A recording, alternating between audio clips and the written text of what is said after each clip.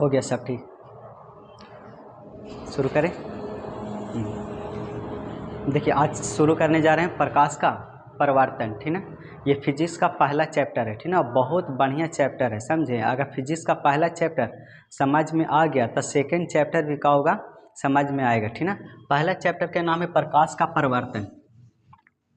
प्रकाश का परावर्तन, प्रकाश का परावर्तन, reflection of light, reflection of light, प्रकाश का परावर्तन। समझिए प्रकाश का परावर्तन होता क्या, ठीक ना। और एक चीज़ याद रखिएगा, ठीक ना, कि कंप्लीट होने के बाद मतलब वीडियो देखने के बाद आप नोट्स ज़रूर बनाइए, ठीक ना। क्योंकि नोट्स बनाने से क्या होता है कि आप जब भी पढ़ने के लिए बैठिए फ्री टाइम में तो क्या होगा कि कम समय में, ठीक ना, पूरा आसानी से रिवीजन होगा। इसलिए क्या करिए, कुछ मत करिए, ठीक ना। एक बार पढ़ लीजिए और आपको कहीं फिर पढ़ने की ज़रूरत नहीं है, ठीक ना। नोट्स ज़रूर बनाइए, हम आपको से यही विनती करेंगे। तो शुरू करते हैं प्रकाश का परावर्तन। देखिए पहले समझते हैं प्रकाश क्या होता है, ठीक ना। प्रकाश क्या होता है, परावर्तन क्या होता है। प्रकाश किसको कहते हैं, जिसके कारण कोई भी वस्तु को हम आसानी से देख सकते हैं, उसी को क्या कहते हैं, प्रकाश कहते हैं। एक होता है परावर्तन, परावर्तन के मतलब होता है लौट जाना। लाइट किसी सतह से टकराया और टकरा के अगर वापस आ गया ना तो उसी को क्या कहते हैं, प्रकाश का परावर्तन कहते हैं, ठीक ना। तो पहले लिखिएगा प्रकाश क्या है, ठीक ना। प्रकाश क्या इससे कहेंगे, तो प्रकाश एक प्रकार के ऊर्जा है। प्रकाश क्या है, एक प्रकार के ऊर्जा है जिसकी सहायता से हम कोई भी वस्तु को आसानी से देख सकते हैं, उसे क्या कहते हैं, प्रकाश कहते हैं, ठीक ना। तो याद रखिए प्रकाश क्या है, एक प्रकार की ऊर्जा है जिसकी सहायता से कोई भी वस्तु को हम आसानी से देख सकते हैं। एक होता है, ये तो हो गया। अब बोले हवा में प्रकाश की चाल कितना होता है, हवा में प्रकाश की चाल, प्रकाश की चाल, प्रकाश की चाल, हवा में प्रकाश की चाल कितना होता है, 3 × 10⁸ मीटर पर सेकंड, ठीक ना। हवा में प्रकाश की चाल कितना होता है, 3 × 10⁸ मीटर पर सेकंड। अच्छा बोलेंगे जल में प्रकाश की चाल, जल में प्रकाश की चाल, प्रकाश की चाल, जल में प्रकाश की चाल कितना होता है, 2.25 × 10⁸ मीटर पर सेकंड होता है। अब कांच में प्रकाश की चाल, कांच में प्रकाश की चाल, प्रकाश की चाल कितना होता है, कांच में प्रकाश की चाल 2 × 10⁸ मीटर पर सेकंड होता है, ठीक है। याद रखिए, तो 3 गो स्टार याद रखिए, ठीक है। एक हवा में प्रकाश की चाल, दूसरा जल में प्रकाश की चाल और दूसरा कांच में प्रकाश की चाल, ठीक है। निर्वात में भी बोलेगा था, निर्वात में प्रकाश की चाल, निर्वात में प्रकाश की चाल, प्रकाश की चाल, निर्वात में प्रकाश की चाल कितना होता है, 3 × 10⁸ मीटर पर सेकंड। अब याद रखिए प्रकाश क्या है, एक प्रकार के विद्युत चुंबकीय तरंग है। प्रकाश एक प्रकार के विद्युत चुंबकीय तरंग है, विद्युत चुंबकीय तरंग है, चुंबकीय तरंग है। प्रकाश क्या है, एक प्रकार के विद्युत चुंबकीय तरंग है। तो इतना कुछ याद रखिए, ठीक है। अच्छा प्रकाश की गति का खोज कौन किया था, रोमर ने किया था। प्रकाश की गति का खोज, प्रकाश की गति, प्रकाश की गति का खोज कौन किया था, कौन किया था, रोमर। प्रकाश की गति का खोज रोमर ने किया था, ठीक है। याद रखिए तो प्रकाश क्या है, एक प्रकार के ऊर्जा है जिसकी सहायता से हम कोई भी वस्तु को आसानी से देख सकते हैं। हवा में प्रकाश की चाल 3 × 10⁸ मीटर पर सेकंड होता है। जल में प्रकाश की चाल 2.25 × 10⁸ मीटर पर सेकंड होता है। कांच में बोले तो 2 × 10⁸ मीटर पर सेकंड होता है। निर्वात किसको कहते हैं, जहाँ पे हवा मौजूद नहीं है उसे निर्वात कहते हैं। निर्वात में क्या होता है कि कोई भी वस्तु को गिराओ, दोनों का होता है एक साथ गिरेगा, हरा मतलब हल्का रहे या भारी। जैसे मान लीजिए कि 2 गो वस्तु है, ठीक ना, ये हल्का हो गया, क्या हो गया, भारी हो गया। और हवा में गिराओगे तो दोनों में से क्या होगा, भारी वाला पहले गिर जाएगा और हल्का वाला बाद में गिरेगा। लेकिन जहाँ पे निर्वात है, ठीक ना, वहाँ पे दोनों को एक साथ गिराइए, ठीक ना, तो दोनों का होगा साथ साथ गिरेगा, ठीक ना। तो याद रखिए निर्वात में वस्तु दोनों एक साथ गिरता है, ठीक ना। निर्वात में वस्तु भारी रहे या हल्का रहे, भारी या हल्का दोनों साथ गिरता है, दोनों साथ गिरता है। दोनों साथ ही गिरता है, ठीक ना। तो इतना हमको ये चीज़ हमको नहीं पढ़ना है, ठीक ना। ये चीज़ सीधा सीधी समझिए इस चीज़ के बाद में। अब देखिए प्रकाश क्या होता है। प्रकाश माध्यम के आधार पे दो प्रकार के, सॉरी माध्यम के आधार पे 3 प्रकार के होता है। माध्यम के आधार पे 3 प्रकार के, एक होता है पारदर्शी, पारदर्शी, दूसरा अपारदर्शी और तीसरा होता है पारभासी। पारभासी, पारदर्शी को बोलते हैं ट्रांसपेरेंट, ट्रांसपेरेंट, इसको बोलते हैं ओपाक्यू, ओपैक, और इसको बोलते हैं ट्रांसलूसेंट, ट्रांसलूसेंट, ठीक ना। तब पारदर्शी मतलब जिससे पूरा पूरी प्रकाश पार कर जाए उसे क्या कहेंगे, पारदर्शी। जिससे प्रकाश पूरा पूरी पार ना करे, ठीक ना, उसे अपारदर्शी। और जिससे प्रकाश हल्का मात्रा में पार करे उसे क्या कहते हैं, पारभासी कहते हैं, ठीक ना। तो याद देखिए प्रकाश माध्यम के आधार पे 3 प्रकार के, एक पारदर्शी, दूसरा अपारदर्शी, तीसरा पारभासी, ठीक ना।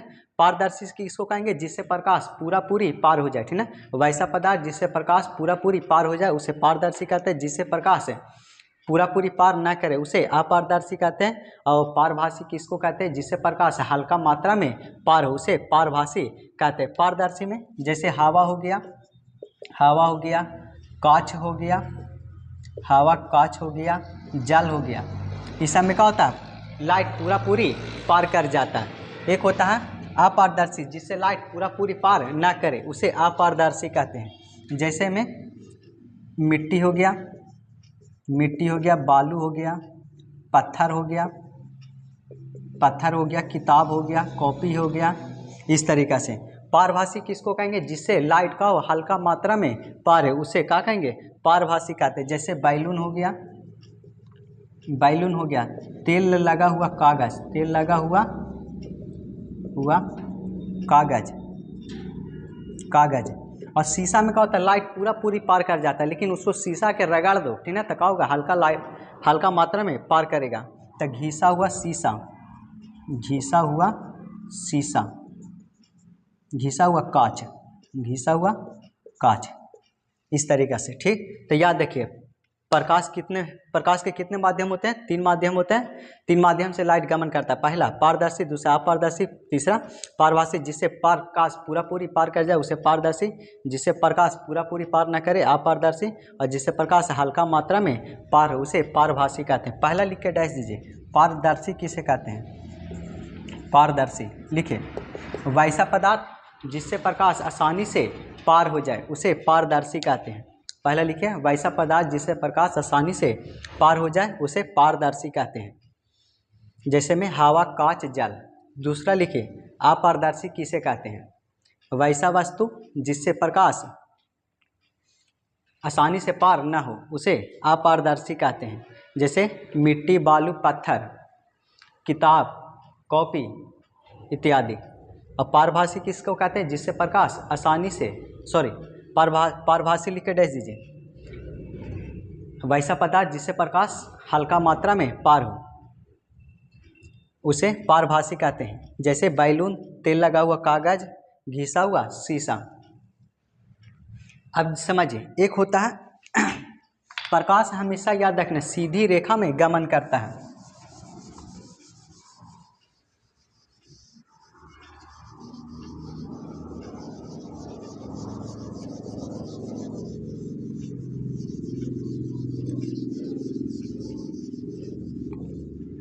लिखिए, प्रकाश हमेशा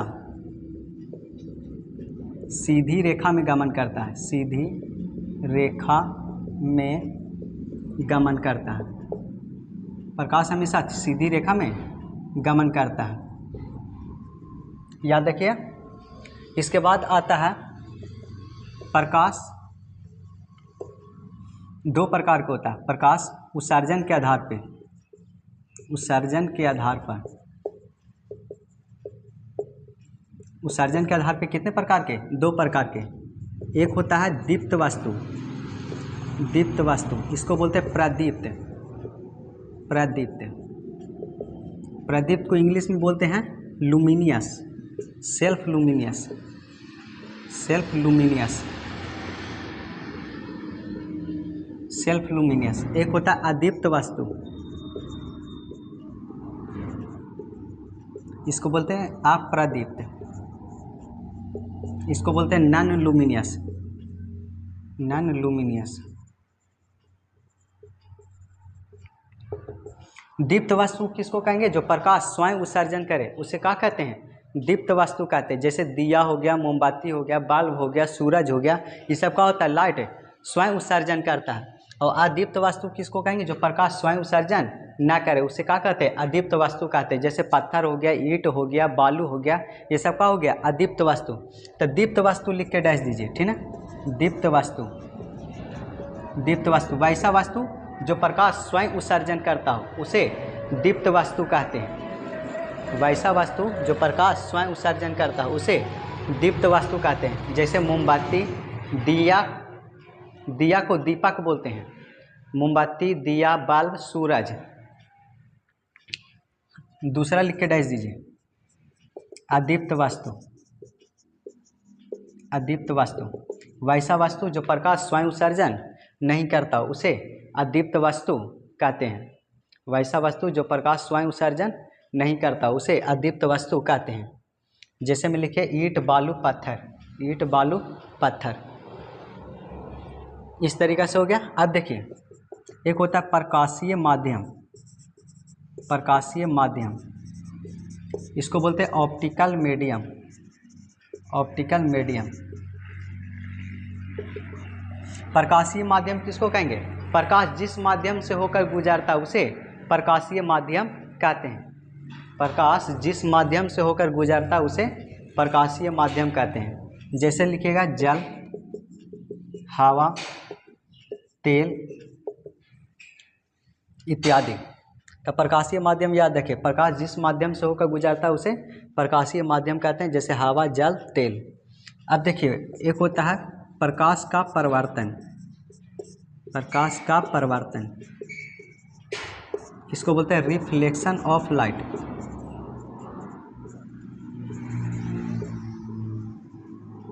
प्रकाश का परावर्तन लिख के डाल दीजिए। प्रकाश का परावर्तन किसको कहेंगे? जब प्रकाश की किरण किसी सतह पे पड़ने के बाद उसी दिशा में वापस लौट गया तो इस घटना को क्या कहते हैं? प्रकाश का परावर्तन। लिख के डाल दीजिए, जब प्रकाश की किरण किसी सतह पे पड़ती है और पड़ने के बाद वापस अपने ही दिशा में लौट जाती है जिसे प्रकाश का परावर्तन कहते हैं। जब प्रकाश की किरण किसी सतह पे पड़ती है और पड़ने के बाद अपनी ही दिशा में लौट जाती है जिसे प्रकाश का परावर्तन कहते हैं।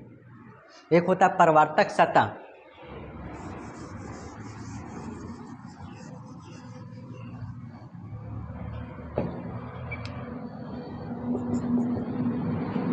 परावर्तक सतह,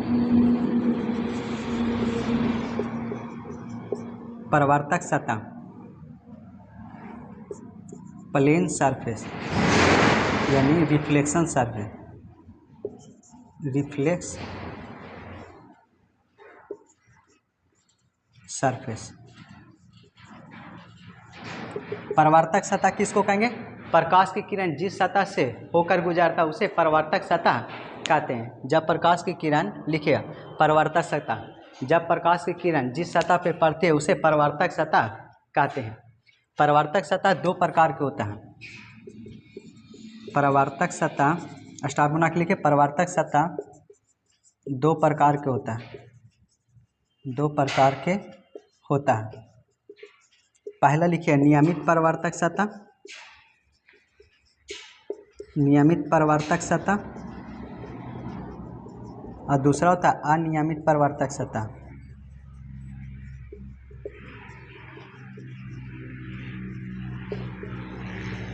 नियमित को बोलते हैं रेगुलर रिफ्लेक्शन, रेगुलर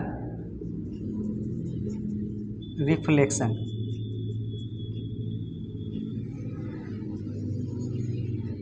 इसको बोलते हैं इरेगुलर रिफ्लेक्शन।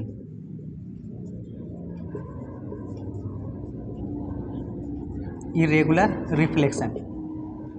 लिखिएगा परावर्तक सतह दो प्रकार के होता है, पहला नियमित परावर्तक सतह और दूसरा अनियमित परावर्तक सतह। नियमित को बोलते हैं रेगुलर रिफ्लेक्शन और अनियमित को बोलते हैं इरेगुलर रिफ्लेक्शन। पहला लिख के डैश दीजिए, परावर्तक सतह। नियमित परावर्तक किसको कहेंगे? जिसका सतह का हो, चिकना हो, जिसका सतह का हो, चिकना हो और परावर्तन का हो, आसानी से हो, ठीक है, उसे क्या कहेंगे? नियमित परावर्तक सतह। परावर्तक सतह जिसका सतह का हो, चिकना हो और परावर्तन का हो, रिफ्लेक्शन आसानी से हो जाए, उसे क्या कहेंगे? नियमित परावर्तक सतह। और अनियमित किसको कहेंगे? जिसका सतह का हो, रुखड़ा हो और परावर्तन नियमित रूप से नहीं हो, ठीक है। देखो लाइट आ रहा है, कन हुआ जा रहा है, कन ही हो गया अनियमित परावर्तक सतह। तो जिस परावर्तक सतह में क्या होगा? सतह का होगा, चिकना होगा, परावर्तन का होगा, रिफ्लेक्शन आसानी से होगा। और अनियमित में क्या होता है कि सतह का होता है, रुखड़ा होता है और लाइट का होता है, जिधर से तिधर चल जाता है, आता है कन चल जाता है कन, ठीक है। तो ये हो गया अनियमित परावर्तक सतह। पहला लिख के डैश दीजिए, परावर्तक सतह। नियमित परावर्तक सतह किसे कहते हैं? नियमित परावर्तक सतह किसे कहते हैं? पहले लिखिए, वैसा परावर्तक सतह जिसका भाग चिकना हो और परावर्तन नियमित रूप से हो, उसे नियमित परावर्तक सतह कहते हैं। वैसा परावर्तक सतह जिसका भाग चिकना हो और परावर्तन नियमित रूप से हो, उसे नियमित परावर्तक सतह कहते हैं। ये वाली फिगर उतारिए।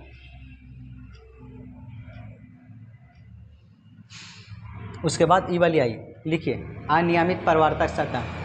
वैसा परावर्तक सतह जिसका भाग रुखड़ा हो, वैसा परावर्तक सतह जिसका भाग रुखड़ा हो और परावर्तन नियमित रूप से नहीं हो, उसे अनियमित परावर्तक सतह कहते हैं।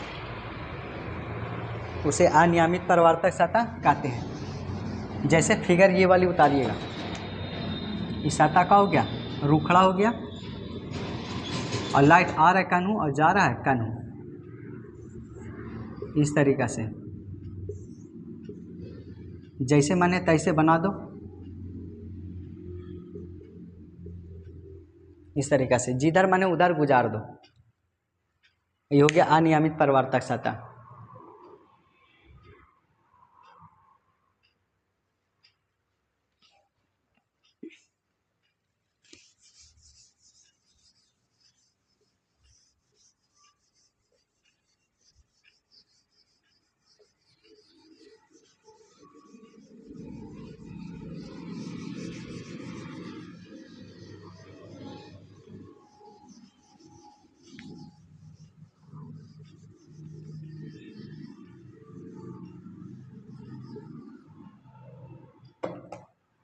एक होता है दर्पण।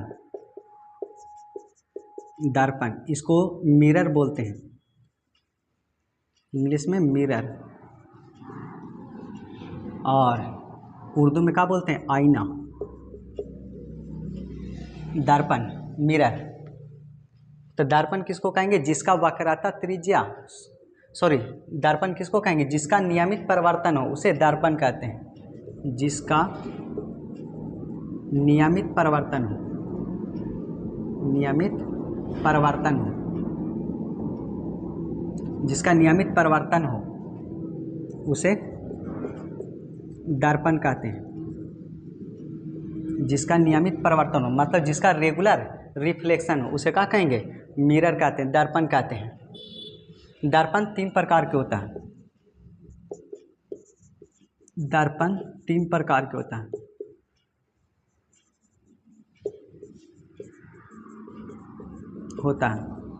पहला होता है गोलीय दर्पण।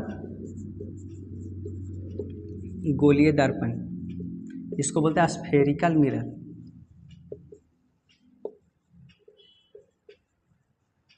गोलीय दर्पण। दूसरा होता है समतल दर्पण, इसको बोलते हैं प्लेन मिरर। और तीसरा होता है परवलयीय दर्पण, इसको बोलते हैं पाराबोलिक मिरर।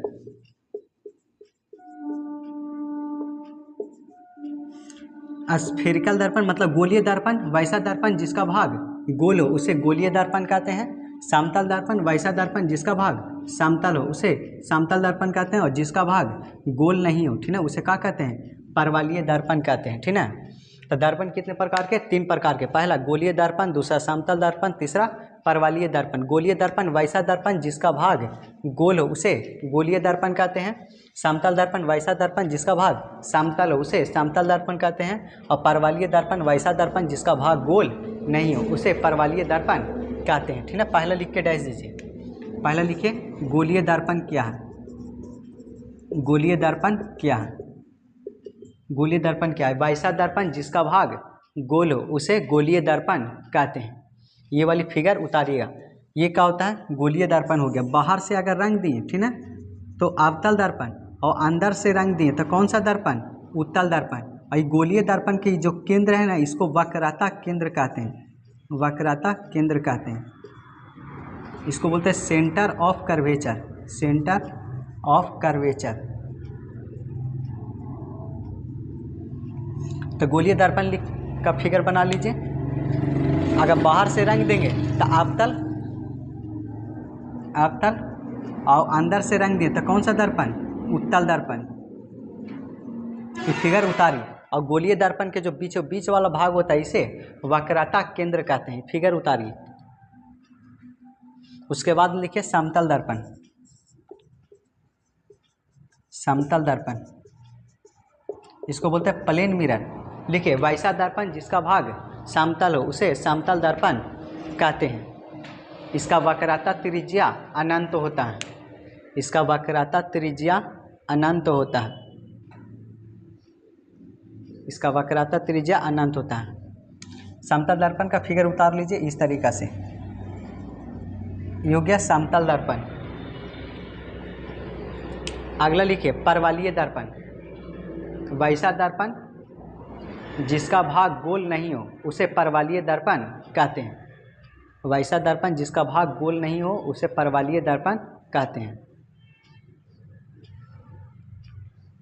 ये वाली फिगर उतार लीजिए इस तरीका से। देखिए गोल नहीं है। ये हो गया परवलयीय दर्पण। गाड़ी का जो हेडलाइट होता है ना, उसमें कौन सा दर्पण? परवलयीय दर्पण का ही उपयोग करते हैं। परवलयीय दर्पण में भी कौन सा रहता है? अवतल दर्पण। अब हो गया। अब आगे चलिए।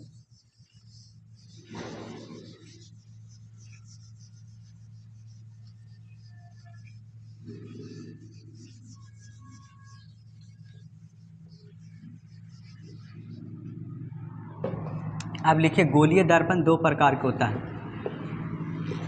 गोलीय दर्पण दो प्रकार के होता है।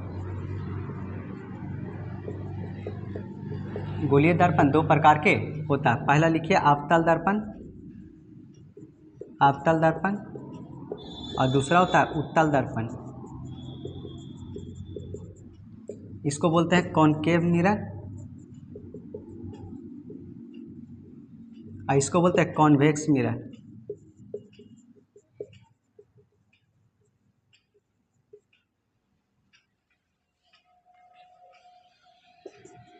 याद रखिए गोलीय दर्पण कितने प्रकार के? दो प्रकार के। अवतल दर्पण और दूसरा उत्तल दर्पण। अवतल दर्पण को कॉनकेव मिरर और उत्तल दर्पण को कॉन्वेक्स मिरर। अवतल लिख के डैश दीजिए।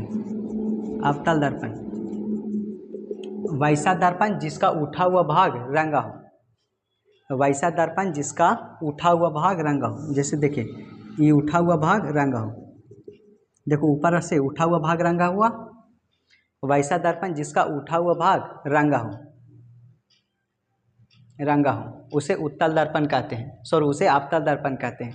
या फिर इसका परावर्तक सतह अंदर की ओर हो, या फिर इसका परावर्तक सतह अंदर की ओर, उसे अवतल दर्पण कहते हैं। तो लिख लीजिएगा अवतल दर्पण वैसा दर्पण जिसका उठा हुआ भाग रंगा हो उसे अवतल दर्पण कहते हैं। या फिर जिसका परावर्तक सतह अंदर की ओर हो, या फिर जिसका परावर्तक सतह अंदर की ओर हो उसे अवतल दर्पण कहते हैं। अवतल दर्पण कहते हैं। दूसरा लिखिए उत्तल दर्पण।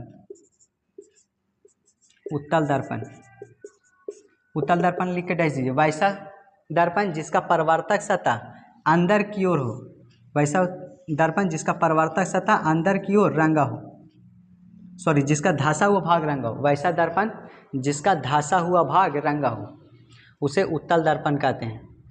वैसा दर्पण जिसका धंसा हुआ भाग रंगा हो उसे उत्तल दर्पण कहते हैं। या फिर इसका परावर्तक सतह बाहर की ओर हो उसे उत्तल दर्पण कहते हैं। वैसा दर्पण जिसका धंसा हुआ भाग रंगा हो उसे उत्तल दर्पण कहते हैं, या फिर जिसका परावर्तक सतह बाहर की ओर हो उसे उत्तल दर्पण कहते हैं। अब इसका उपयोग देखिए कहाँ कहाँ करते हैं। पहले लिखिए क्वेश्चन, अवतल दर्पण का उपयोग। अवतल दर्पण का उपयोग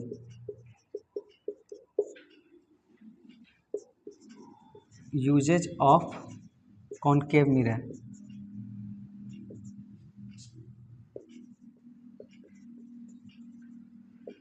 अवतल दर्पण के उपयोग पहला लिखिएगा। अवतल दर्पण का उपयोग कहाँ करते हैं? पहला टॉर्च में, गाड़ी के हेडलाइट में,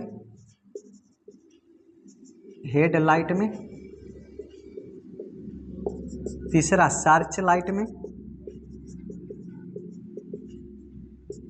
सौर भट्ठी में, सैलून में। सैलून मतलब हजामत के रूप में, हजामती के रूप में।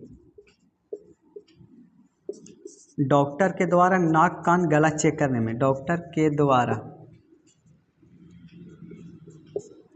नाक कान गला चेक करने में।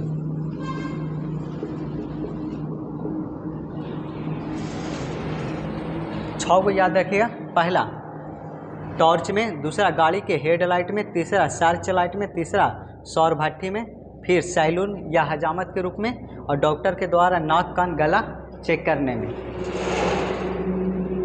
अगला क्वेश्चन लिखिए, उत्तल दर्पण के उपयोग। उत्तल दर्पण के उपयोग, उत्तल दर्पण का उपयोग। पहला उपयोग लिखिएगा, सड़क गली के किनारे,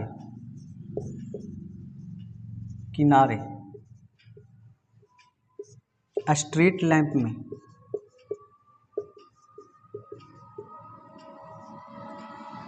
सड़क गली के किनारे स्ट्रीट लैंप में। देखा होगा ये रोड पे, ठीक है, इस तरीक़ा से लाइट लगा हुआ था, इसी को बोलते हैं स्ट्रीट लैंप। सड़क गली के किनारे स्ट्रीट लैंप में। दूसरा सोडियम परावर्तक लैंप में, सोडियम परावर्तक लैंप में, सोडियम परावर्तक लैंप में। तीसरा गाड़ी के साइड मिरर में, गाड़ी के साइड मिरर में, गाड़ी के साइड मिरर में। चौथा सिंगार बॉक्स में, सिंगार बॉक्स में, सिंगार बॉक्स में। सोडियम परावर्तक लैंप क्या होता है? देखा होगा कि बड़ा बड़ा घर में इस तरीक़ा से लैंप होता है, ठीक है, लाइट, इसी को बोलते हैं सोडियम परावर्तक लैंप। ये घर में, बड़ा बड़ा घर में क्या होता है, इस तरीक़ा से लैंप रहता है, इसी को बोलते हैं सोडियम परावर्तक लैंप। तो पहला याद रखिए, सड़क गली के किनारे स्ट्रीट लैंप में, सोडियम परावर्तक लैंपों में, गाड़ी के साइड मिरर में, सिंगार बॉक्स में। ये सब उत्तल दर्पण का उपयोग है।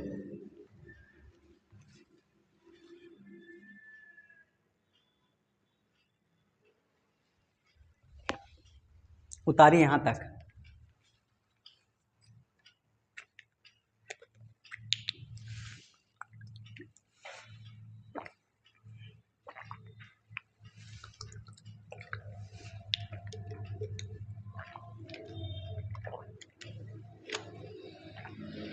हो गया, आगे देखिए।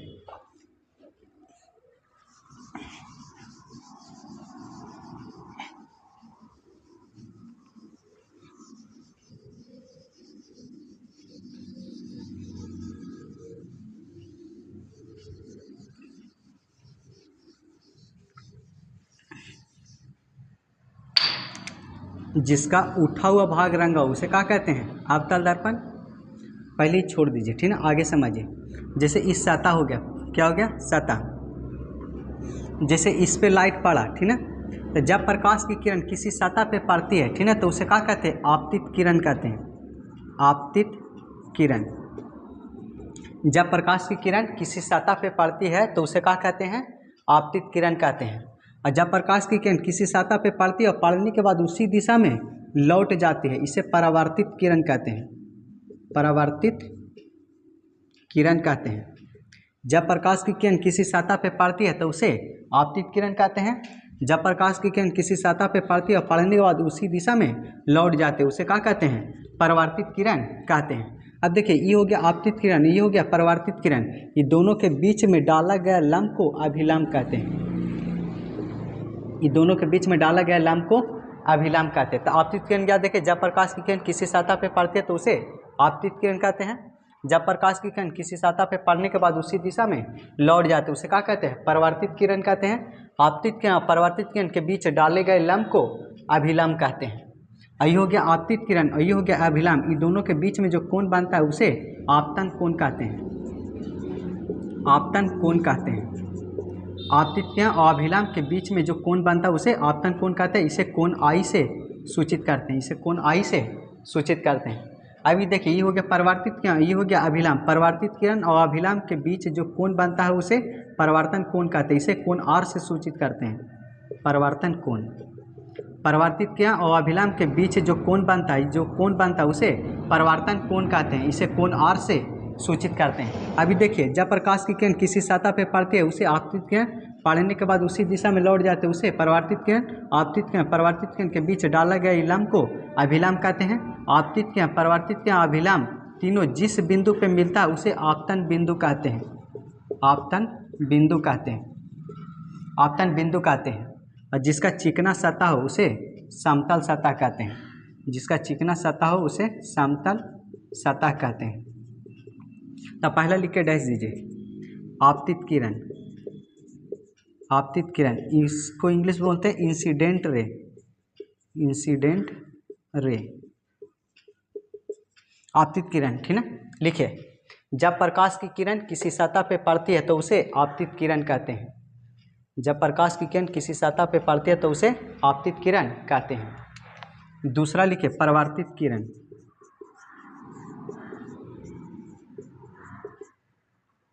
Reflected ray.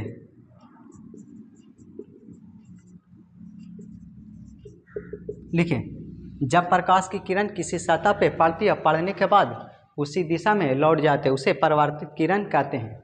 जब प्रकाश की किरण किसी सतह पे पड़ती है, पड़ने के बाद उसी दिशा में लौट जाते हैं उसे परावर्तित किरण कहते हैं। तीसरा लिखिए, अभिलंब। अभिलंब, इसको बोलते हैं नॉर्मल। लिखिए, आपतित किरण और अपवर्तित किरण, आपतित किरण, परावर्तित किरण और अभिलंब तीनों जिस बिंदु पे आपतित किरण और परावर्तित किरण के बीच डाले गए लंब को अभिलंब कहते हैं। आपतित किरण और परावर्तित किरण के बीच डाले गए लंब को अभिलंब कहते हैं। अगला लिखिए, आपतन बिंदु। आपतन बिंदु, पॉइंट ऑफ इंसिडेंट।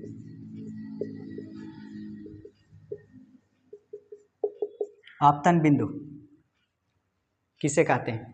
लिखिए, आपतित किरण, परावर्तित किरण और अभिलंब तीनों जिस बिंदु पे मिलता है उसे आपतन बिंदु कहते हैं। आपतित किरण, परावर्तित किरण और अभिलंब तीनों जिस बिंदु पे मिलता है उसे आपतन बिंदु कहते हैं। अगला लिखिए, आपतन कोण। आपतन कोण, एंगल ऑफ इंसिडेंट। इंसिडेंट, आपतन कोण लिखिए, आपतित किरण और अभिलंब के बीच जो कोण बनता है उसे आपतन कोण कहते हैं। आपतित किरण और अभिलंब के बीच जो कोण बनता है उसे आपतन कोण कहते हैं। इसे कोण आई से सूचित करते हैं। कोण आई से सूचित करते हैं। अगला लिखिए, परावर्तन कोण।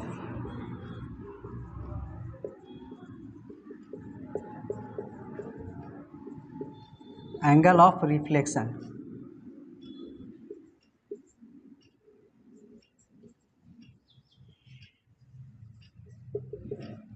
लिखिए, परावर्तित किरण और अभिलंब के बीच जो कोण बनता है उसे परावर्तन कोण कहते हैं। परावर्तित किरण और अभिलंब के बीच जो कोण बनता है उसे परावर्तन कोण कहते हैं। इसे कोण आर से सूचित करते हैं, इसे कोण आर से सूचित करते हैं, एंगल आर से सूचित करते हैं। अगला लिखिए समतल सतह।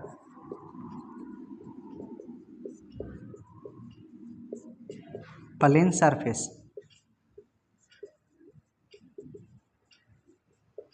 लिखिए जिसका चिकना सतह हो उसे समतल सतह कहते हैं, जिसका चिकना सतह हो उसे समतल सतह कहते हैं।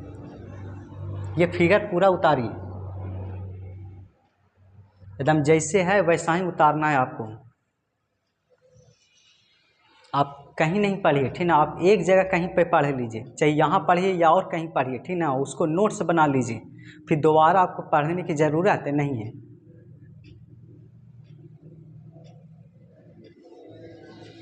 आपको पूरा कंप्लीट इसी वीडियो में ही लेक्चर दे देंगे।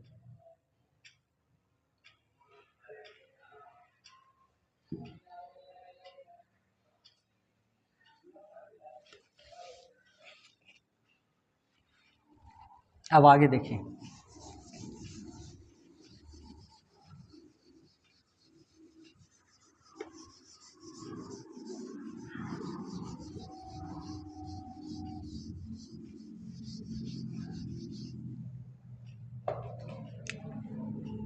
ये हो गया दर्पण।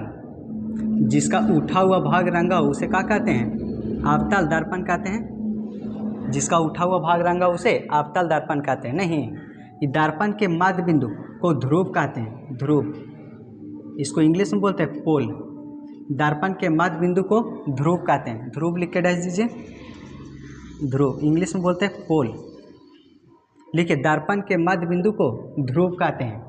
दर्पण के मध्य बिंदु को ध्रुव कहते हैं। इसे P से सूचित करते हैं, इसे P से सूचित करते हैं।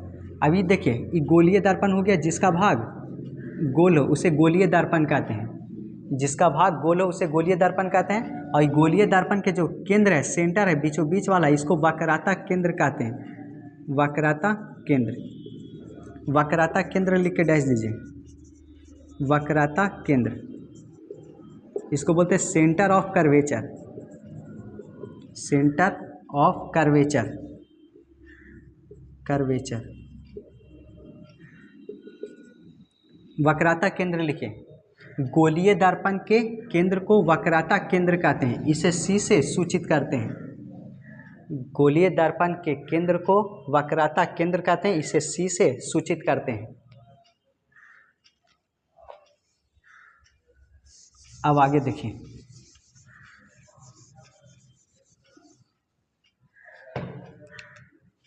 जिसका उठा हुआ भाग रंगा उसे क्या कहते हैं? गोलीय दर्पण। दर्पण के मध्य बिंदु को ध्रुव कहते हैं। और ये हो गया गोलीय दर्पण के केंद्र को वक्रता केंद्र। ये ध्रुव और वक्रता केंद्र की मिलाने वाली रेखा को मुख्य अक्ष कहते हैं। मुख्य अक्ष, मुख्य अक्ष, मुख्य अक्ष लिख के डैश दीजिए, मुख्य अक्ष। इसको बोलते हैं प्रिंसिपल एक्सिस, प्रिंसिपल एक्सिस। मुख्य अक्ष लिखिए। ध्रुव और वक्रता केंद्र, ध्रुव और वक्रता केंद्र की मिलाने वाली रेखा को मुख्य अक्ष कहते हैं। ध्रुव और वक्रता केंद्र के बीच मिलाने वाली रेखा को मुख्य अक्ष कहते हैं, मुख्य अक्ष कहते हैं। अगला देखिए, ये हो गया मुख्य अक्ष। अब जब प्रकाश की किरण मुख्य अक्ष के समांतर जाता है, प्रिंसिपल एक्सिस के समांतर जाता है, तो किससे होकर गुजरता है? ये फोकस होके गुजरता है। लिखिए फोकस, इसको इंग्लिश में बोलते हैं फोकस। फोकस किसको कहेंगे?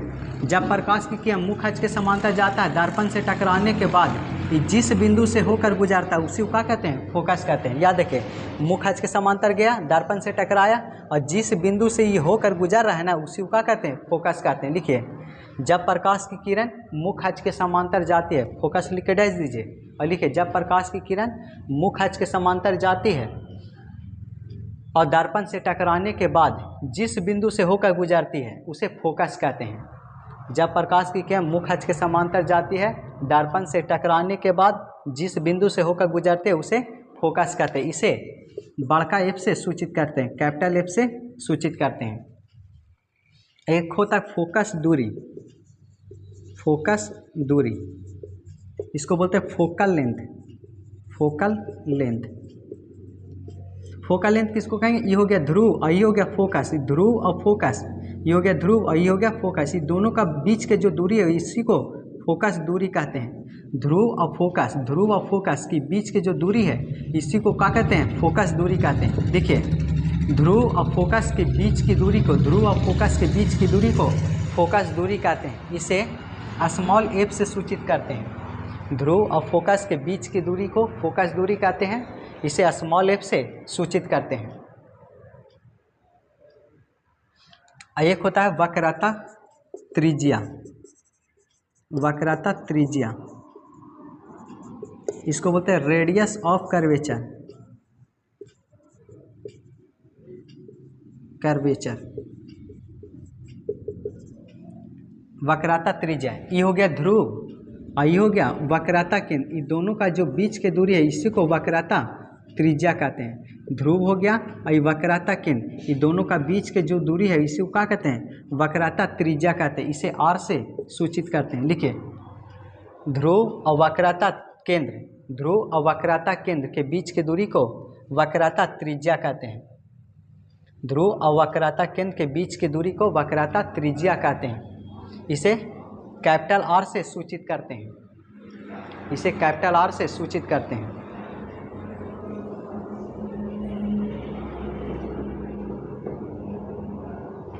अगला लिखिए, दर्पण का द्वारक,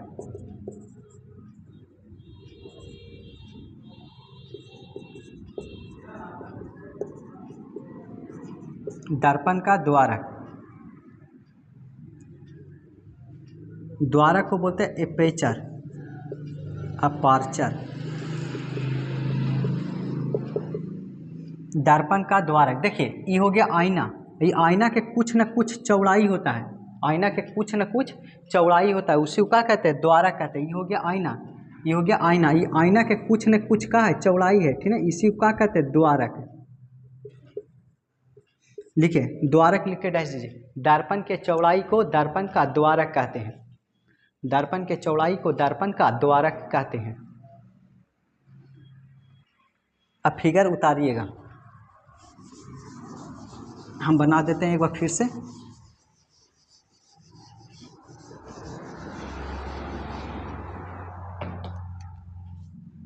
जिसका उठा हुआ भाग रंगा उसे अवतल दर्पण, दर्पण के मध्य बिंदु को ध्रुव, गोलीय दर्पण के केंद्र को वक्रता केंद्र कहते हैं। जब प्रकाश की किरण मुख अक्ष के समांतर जाता है, जिस बिंदु से होकर गुजरता है, मुख अक्ष के समांतर गया और जिस बिंदु से होकर गुजरा उस बिंदु को क्या कहते हैं? फोकस कहते हैं। ये ध्रुव और फोकस के बीच की जो दूरी है इसको क्या कहते हैं? फोकस दूरी कहते हैं। ये ध्रुव और फोकस के बीच की दूरी को फोकस दूरी कहते हैं। ये हो गया ध्रुव, ये हो गया वक्रता केंद्र, इसके बीच की जो दूरी है उसको वक्रता त्रिज्या कहते हैं। उतारिए।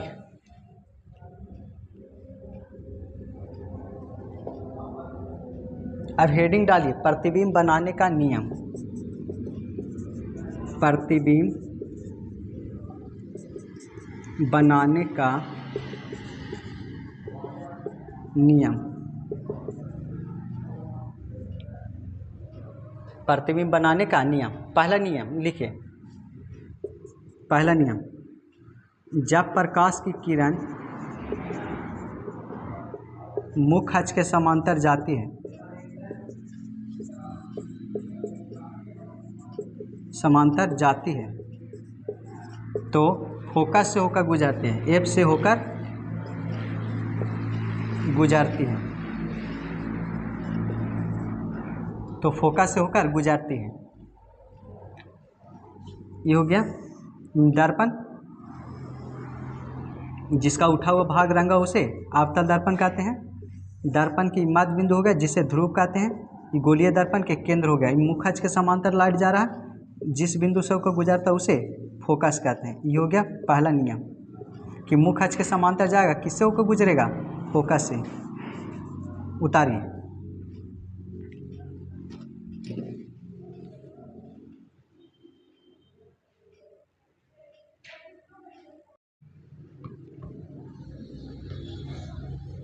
हो गया।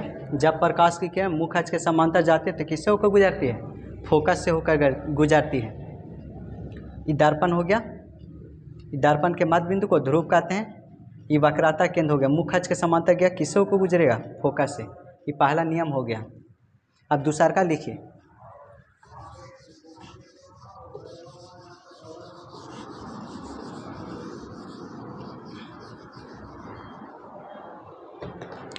दूसरा लिखिए, जब प्रकाश की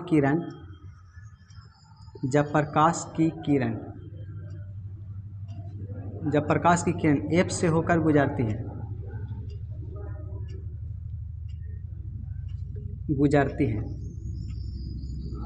तो मुख्य अक्ष के समांतर चली जाती है। मुख्य अक्ष के समांतर चली जाती है।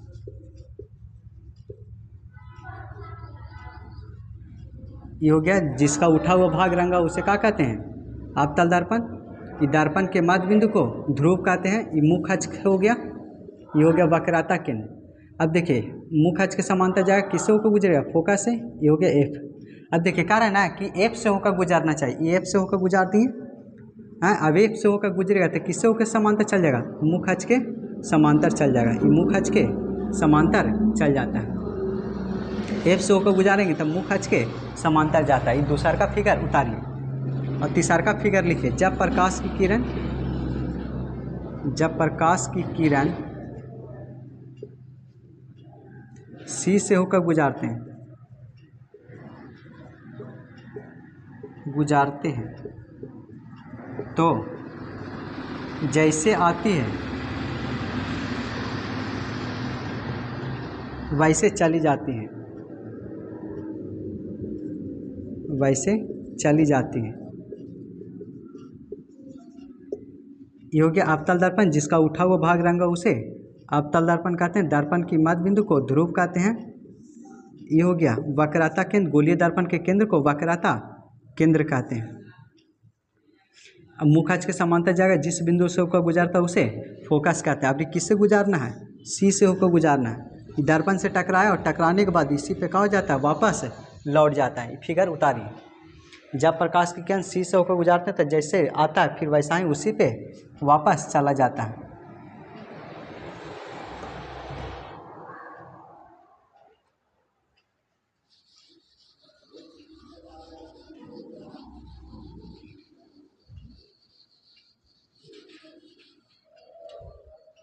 अगला लिखिए, चौथा।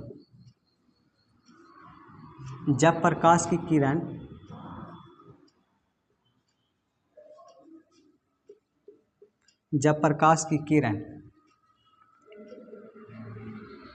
ध्रुव से होकर गुजरती है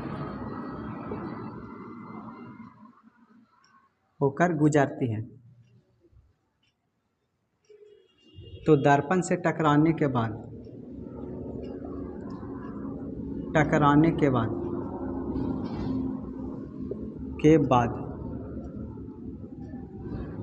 दर्पण से टकराने के बाद जितना कोण से आती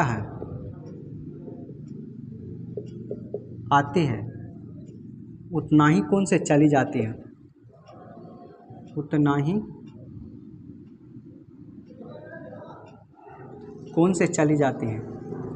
जितना कोण से आता है उतना कोण से चली जाती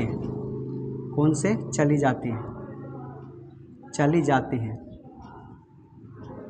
ये हो गया अवतल दर्पण। जिसका उठा हुआ भाग रंगा उसे अवतल दर्पण कहते हैं। ये दर्पण के मध्य बिंदु को ध्रुव कहते हैं। गोलीय दर्पण के केंद्र को वक्रता केंद्र कहते हैं। इसको बीच मिलाने वाली रेखा को मुख्य अक्ष कहते हैं। मुख्य अक्ष के समांतर जिससे आता है, जिस बिंदु से होकर गुजरता है उसे फोकस कहते हैं। ये हो गया। अब कह रहा है ना कि ध्रुव से होकर गुजरती है, ठीक है। ध्रुव से होकर गुजरा, ये जितना कोण के साथ आया उतना ही कोण के साथ ही चला गया। मतलब जितना कोण के साथ आया उतना ही कोण के साथ चला गया, ठीक है। ये फिगर उतारिए।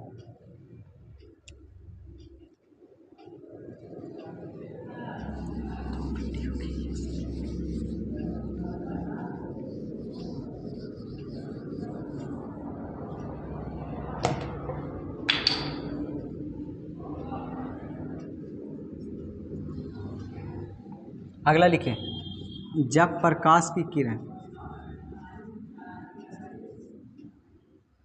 किरण मुख्य अक्ष के समांतर, मुख्य अक्ष के समांतर नहीं आती है तो फोकस से पहले, फोकस से पहले होकर चली जाती है, चली जाती है। जैसे जिसका उठा हुआ भाग रंगा उसे अवतल दर्पण कहते हैं। दर्पण के मध्य बिंदु को ध्रुव कहते हैं। गोलीय दर्पण के केंद्र को वक्रता केंद्र, इसको मिलाने वाली रेखा को मुख्य अक्ष कहते हैं। जिस बिंदु से होकर गुजरता है उसे फोकस कहते हैं। अब देखिए क्या कह रहा है कि मुख्य अक्ष के समांतर अगर नहीं आ रहा है, ठीक है, मुख्य अक्ष के समांतर नहीं है, मुख्य अक्ष के समांतर नहीं है तो क्या होगा, फोकस से पहले, फोकस से पहले, फोकस से पहले होकर गुजर जाती है। ये इस तरीक़ा से फोकस से पहले होकर गुजर जाती है। फिगर उतारिए, देखिए मुख्य अक्ष के समांतर ना है, ऊपर से आ रहा है, क्या हुआ, फोकस से पहले होकर गुजर गया।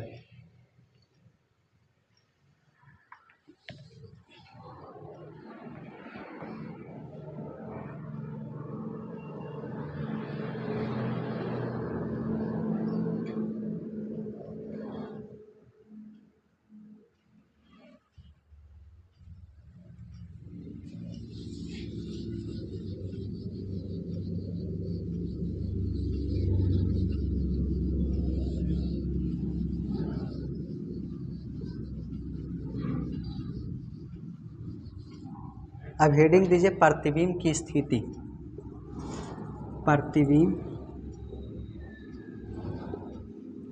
प्रतिबिंब की स्थिति। प्रतिबिंब कहाँ कहाँ रख सकते हैं, ठीक है, जैसे ये अवतल दर्पण हो गया,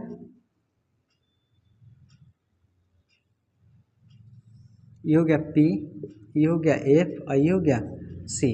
पहला वस्तु कहाँ रखेंगे, P और F के बीच में, पहला कहाँ, P और F के बीच, P और F के मतलब ध्रुव और फोकस के बीच। दूसरा का कहाँ रखेंगे, फोकस पे यानी F पर। और तीसरा C और F के बीच, C और F के बीच, F के बीच। फिर चौथा कहाँ रखेंगे, C पर, C पर। ये हो गया अनंत, ये जो एरिया दिख रहा है ना इसको बोलते हैं अनंत। ये हो गया अनंत और इसी के बीच में, अनंत और C के बीच। और एक लास्ट हो गया ये अनंत पर, इसको बोलते हैं अनंत, अनंत पर।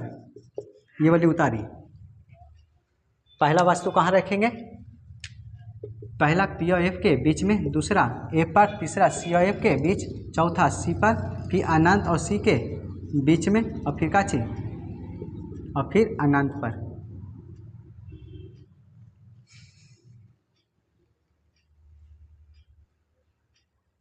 हो गया, आगे चलिए।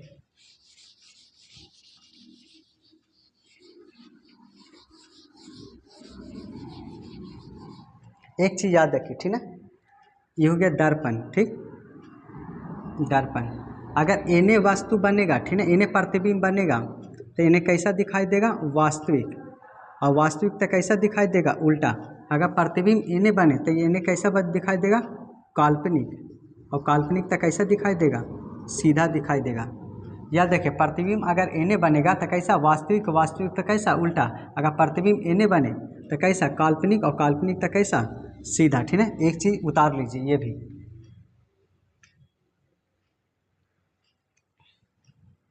इन्हें बनेगा तब वास्तविक उल्टा, उन्हें बनेगा तब काल्पनिक और सीधा दिखाई देगा।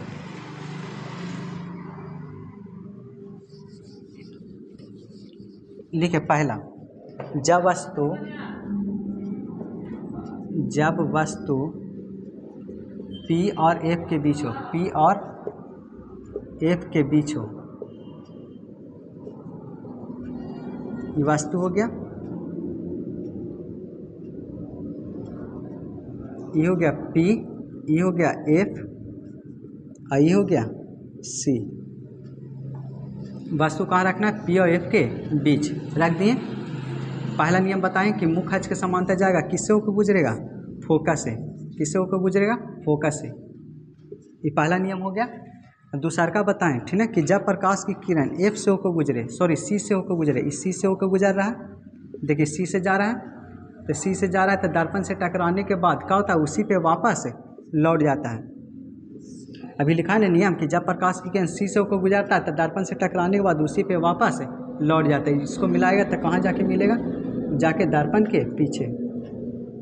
कहाँ मिलेगा, दर्पण के पीछे, यहाँ पे जहाँ पे मिलता है ए डैश उसके नीचे बी डैश। ए नहीं मिलेगा ना तो रचना लिखिए, इधर मिला, कहाँ मिला, दर्पण के पीछे, दर्पण के पीछे, दर्पण के पीछे मिला। ए नहीं मिलेगा तो कैसा, काल्पनिक, काल्पनिक रहेगा तो कैसा दिखाई देगा, सीधा दिखाई देगा। अब देखिए वस्तु की दूरी इतना ही शून्य है, प्रतिबिंब यहाँ से यहाँ है, इससे क्या हो गया, प्रतिबिंब यहाँ से यहाँ, ये हो गया प्रतिबिंब दूरी और ये हो गया वस्तु दूरी। तो वस्तु से क्या हो गया, बड़ा हो गया प्रतिबिंब। प्रतिबिंब कैसा बना, बड़ा। फिगर उतारिए।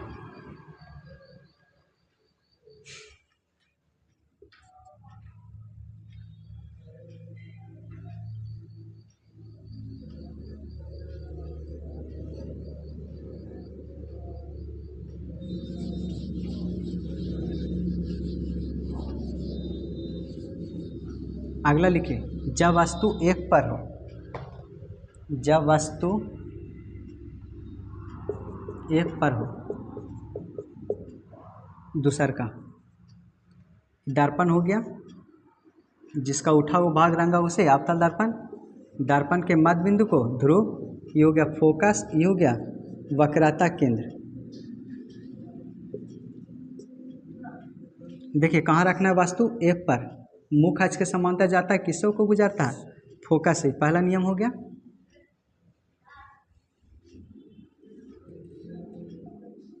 अब फिर बताएं कि जब प्रकाश की किरण सी से होकर गुजारते हैं तो दर्पण से टकराने के बाद उसी पे वापस लौट जाता है। ये ऐसा ही चलते चल जाएगा, ये क्या होगा, समांतर चलते चल जाएगा। अब देखिए रचना लिखिए, ये कहाँ मिलेगा, इसका कोई अंत है, इस तरीक़े से चलते चल जाएगा, इसका कोई अंत नहीं है। जिसका कोई अंत ना हो उसे अनंत कहेंगे। इस कहाँ मिलेगा, इसका कोई अंत नहीं, जिसका कोई अंत नहीं उसको क्या कहेंगे, अनंत। तो प्रतिबिंब कहाँ बनेगा, अनंत पे। दूसरा लिखिए, एने बनेगा तो कैसा, वास्तविक, वास्तविक तो कैसा दिखाई देगा, उल्टा। अब देखिए वस्तु की दूरी इतनी शून्य है और प्रतिबिंब कहाँ जाएगा कोई पता नहीं, तो वस्तु से क्या हुआ, बहुत बड़ा। प्रतिबिंब कैसा बना, बहुत बड़ा, बहुत बड़ा। अगला लिखिए तीसरा, जब वस्तु सी और एफ के बीच हो, बीच हो, ये हो गया दर्पण, जिसका उठा हुआ भाग रंगा उसे अवतल दर्पण।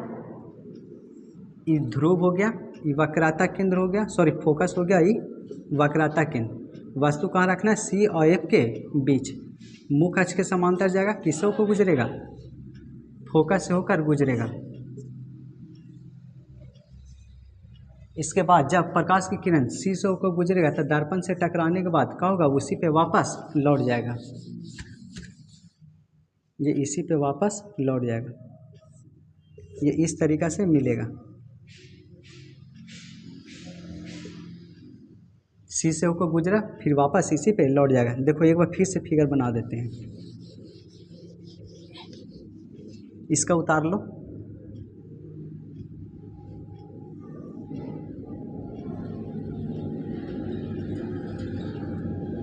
ये हो गया P, ये हो गया F, ये हो गया C। वस्तु कहाँ रखना है, C और F के बीच, मुख्य अक्ष के समांतर जाएगा, किससे गुजरेगा, फोकस से। फोकस से गुजार दिए। अब फिर बताएं कि जब प्रकाश की किरण C से होकर गुजारते हैं तो दर्पण से टकराने के बाद क्या होता है, उसी पे वापस लौट जाता है। जहाँ पे मिलेगा A डैश उसके नीचे B डैश। रचना लिखिए, एने आता है तो क्या चीज़ सी के एने जो आवेगा उसको बोलते हैं अनंत। तो कहाँ बना अनंत, ये देखो इधर जो है ये कहाँ हो गया अनंत, ये हो गया अनंत और ये हो गया सी, ये हो गया अनंत और ये हो गया अनंत और ये दोनों सी के बीच में, अनंत और सी के बीच में।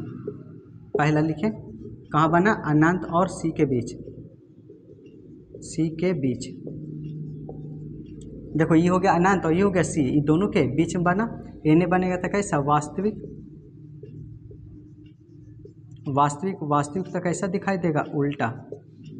अब देखिए एने बना ना, अब देखिए वस्तु की दूरी इतनी सुन है और प्रतिबिंब की दूरी यहाँ से यहाँ तक वस्तु से क्या हो गया बड़ा।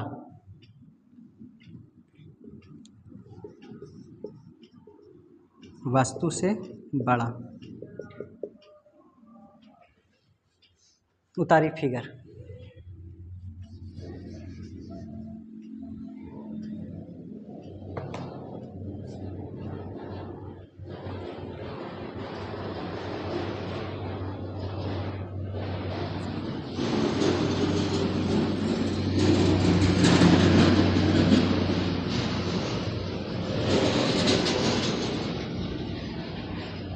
अगला लिखिए जब वस्तु सी पर हो,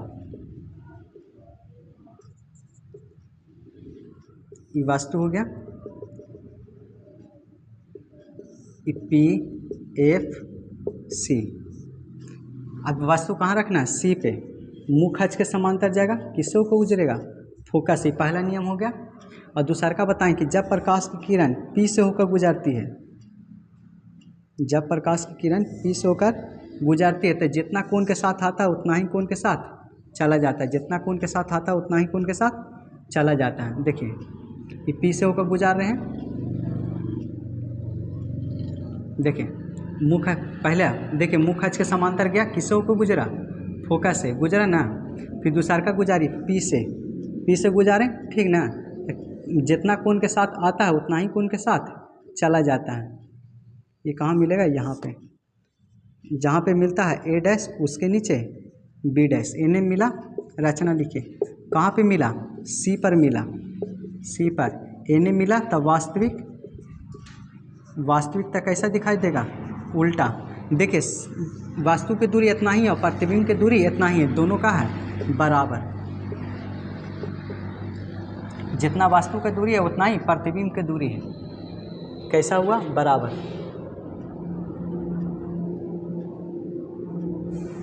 उतारी।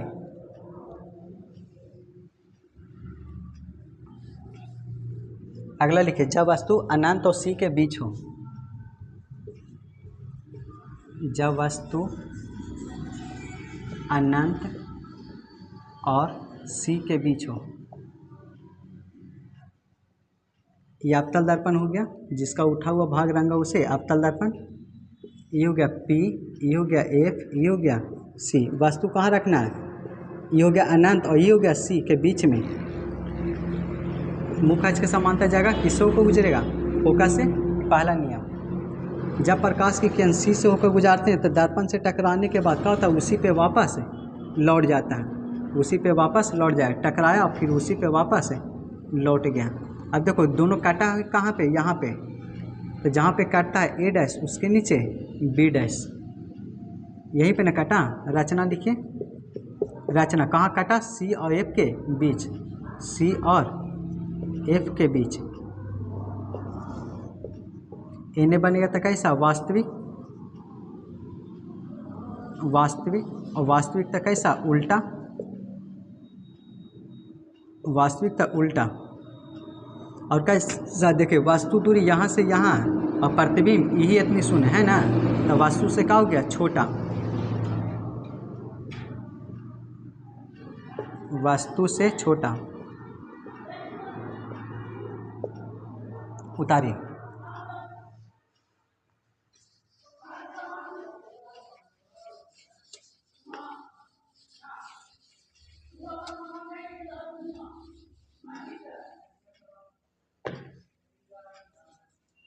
जब वस्तु अनंत पर हो,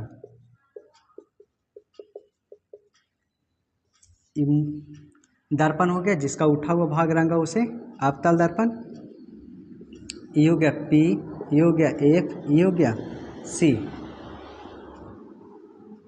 कहाँ रखना है वस्तु? अनंत पे। देखिए ये अनंत पे है। अब देखिए मुख्य अक्ष के समांतर नहीं ना है तो किससे होकर गुजरेगा? फोकस से। फोकस से पहले होकर गुजर जाएगा। देखो ये भी मुख्य अक्ष के समांतर नहीं है, दूसरा का मुख्य अक्ष के समांतर नहीं है तो किससे होकर गुजरेगा? फोकस से पहले होके गुजर जाएगा। ये कहाँ मिला? यहाँ पे आके।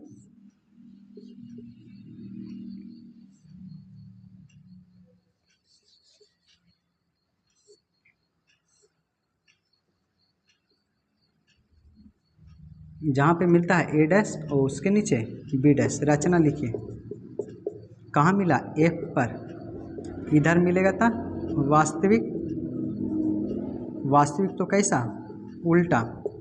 अब देखिए कहाँ से वस्तु आ रहा था कोई पता नहीं, ठीक है। वस्तु कहाँ से आ रहा था कोई पता नहीं, जाके यहीं पे मिल गया, तो इसलिए कैसा बना? बहुत छोटा। बहुत छोटा। उतारी।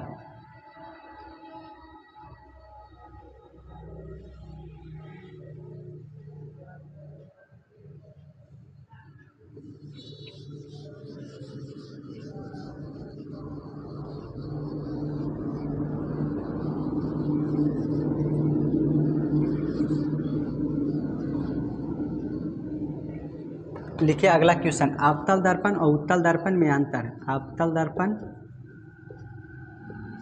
तथा उत्तल दर्पण में अंतर। अंतर एक तरफ लीजिए अवतल दर्पण और एक तरफ उत्तल दर्पण। हो गया? एक तरफ अवतल दर्पण, दूसरा उत्तल दर्पण। अवतल में क्या होता है? इसका उठा हुआ भाग रंगा होता है। इसका उठा हुआ भाग रंगा होता है। इसमें लिखिए इसका धंसा हुआ भाग रंगा होता है। इसका धंसा हुआ भाग रंगा होता है। इसका धंसा हुआ भाग रंगा होता है। इसका धंसा हुआ भाग रंगा होता है। इसमें क्या होता है? इसका परावर्तक सतह अंदर की ओर होता है। इसका परावर्तक सतह अंदर की ओर होता है।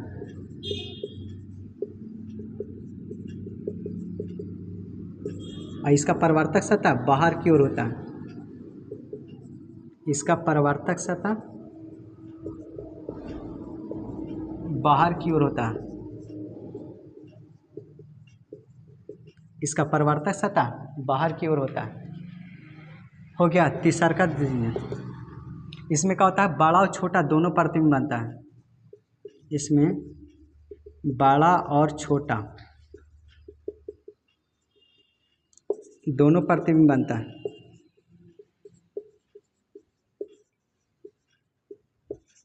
इसमें क्या होता है? सिर्फ छोटा प्रतिबिंब बनता है। इसमें सिर्फ छोटा प्रतिबिंब बनता है।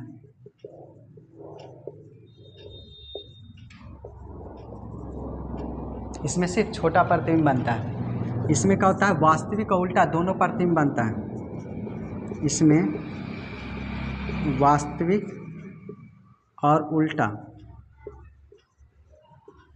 दोनों प्रतिबिंब बनता है।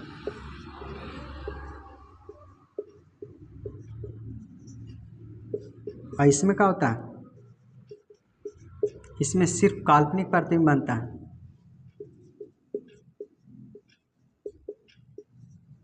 काल्पनिक प्रतिबिंब बनता है।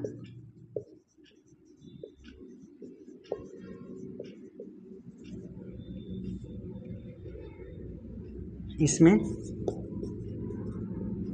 वस्तु सीधा उल्टा दोनों दिखाई देता है। इसमें प्रतिबिंब सीधा और उल्टा उल्टा दोनों दिखाई देता है।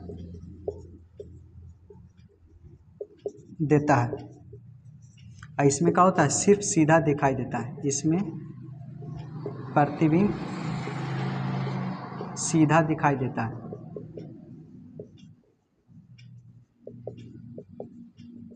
इसमें सिर्फ सीधा दिखाई देता है।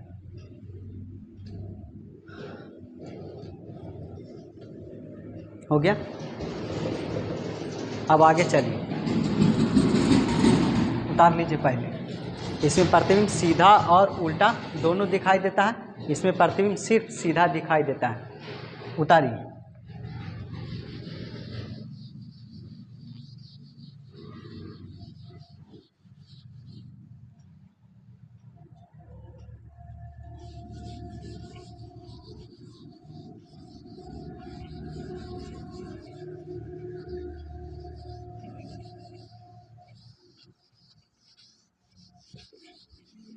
आप समझिए किरण किसे कहते हैं? किरण, इसको बोलते हैं रे। किरण किसको कहते हैं? प्रकाश जिस पथ पे गमन करता है उसे क्या कहते हैं? किरण कहते हैं, ठीक ना। प्रकाश जिस पथ पे गमन करता है उसे किरण कहते हैं। प्रकाश जिस पथ पे गमन करता है, जिस पथ पर गमन करता है उसे क्या कहते हैं? किरण कहते हैं, किरण कहते हैं। मतलब प्रकाश जिस पथ मतलब होता है रास्ता, प्रकाश जिस रास्ता पे चलता है उसी को क्या कहते हैं? किरण कहते हैं, ठीक ना। अब किरणों के समूह को किरण पुंज कहते हैं, किरण पुंज, इसको बोलते हैं बीम। किरणों के समूह को किरण पुंज कहते हैं, किरणों के समूह को किरण पुंज कहते हैं, किरण पुंज कहते हैं। किरणों के समूह को क्या कहते हैं? किरण पुंज कहते हैं। किरण पुंज कितने प्रकार के? 3 प्रकार के।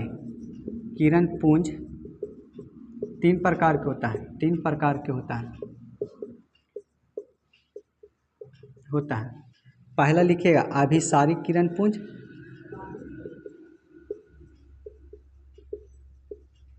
दूसरा होता है अपसारी किरण पुंज, और तीसरा होता है समांतर किरण पुंज। अभिसारी को बोलते हैं convergent beam, convergent beam, convergent beam, convergent beam. और इसको बोलते हैं डाइवर्जेंट, डाइवर्जेंट बीम।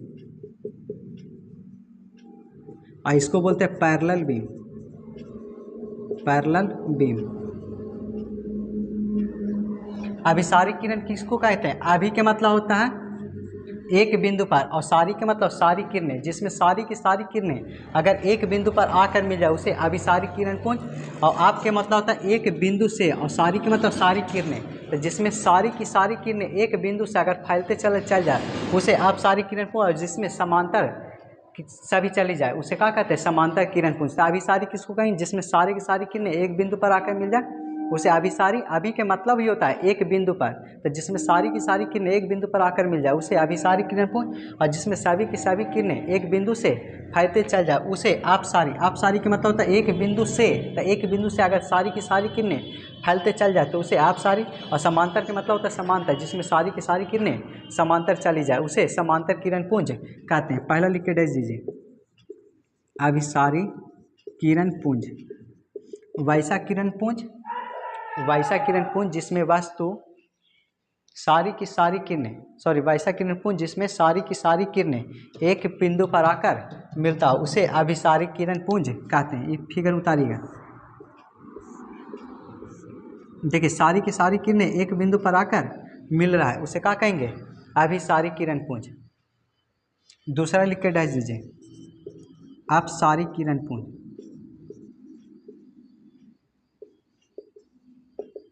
देखिए वैसा किरण पुंज जिसमें सारी की सारी किरणें एक बिंदु से फैलते चल जाए उसे आप सारी किरण पुंज कहते हैं। एक बिंदु से क्या होगा? फैलते चल जाएगा। ये फैल रहा है, ये भी फैल रहा है, ये भी फैल रहा है। देखिए फैल रहा है ना, हाँ एक बिंदु से, तो एक बिंदु से फैलते चल जाए उसे क्या कहते हैं? आप सारी किरण पुंज। ये फिगर उतारिए। एक होता है तीसरा समांतर किरण पुंज।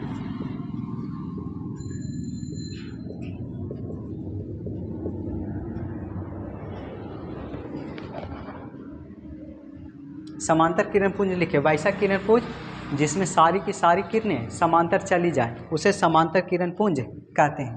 ये फिगर उतारिए समांतर में।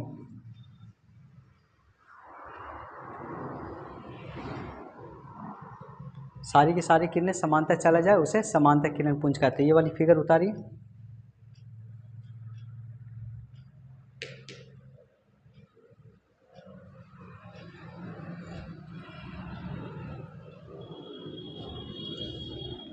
अगला क्वेश्चन लिखिए।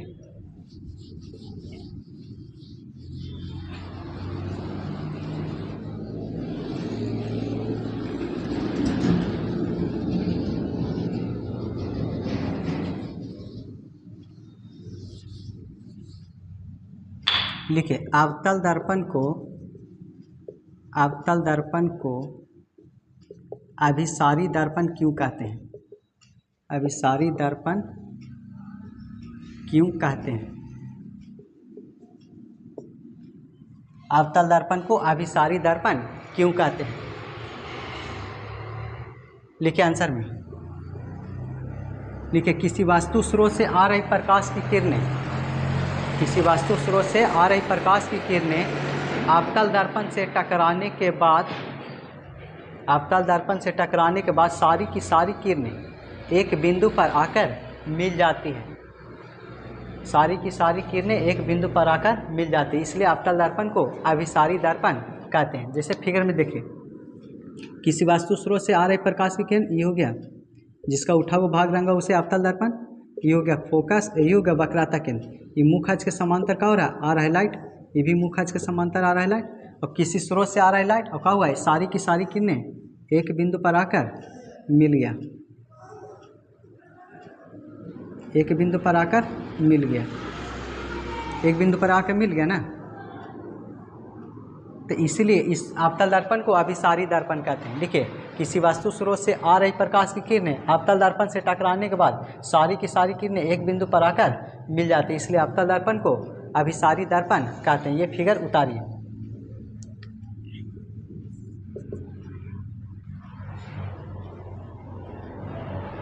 अगला लिखिए उत्तल दर्पण को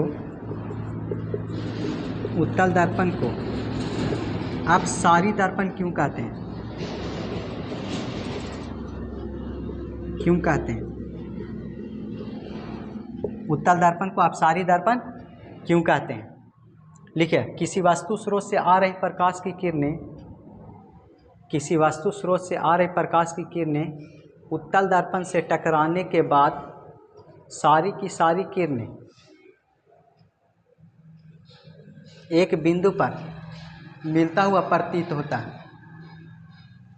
किसी वास्तु स्रोत से आ रही प्रकाश की किरणें उत्तल दर्पण से टकराने के बाद सारी की सारी किरणें एक बिंदु पर मिलता हुआ प्रतीत होता है, इसलिए उत्तल दर्पण को अपसारी दर्पण कहते हैं। जैसे फिगर उतारी, उत्तल दर्पण हो गया जिसका धंसा हुआ भाग रंगा उसे उत्तल दर्पण कहते हैं। ये हो गया P, ये हो गया F और ये हो गया C। मुख्य अक्ष के समांतर जा रहा है लाइट, ये इधर आ जाता है, ये इधर चल जाता है। ये क्या होगा, जाके एक बिंदु पर मिलता हुआ प्रतीत होगा। क्या होगा, एक बिंदु पे मिलता हुआ प्रतीत होगा। इस तरीक़ा से लय की लाइट यहीं से फैल रहा है, तो इसीलिए उत्तल दर्पण को आप सारी दर्पण कहते हैं। ये फिगर उतारिए।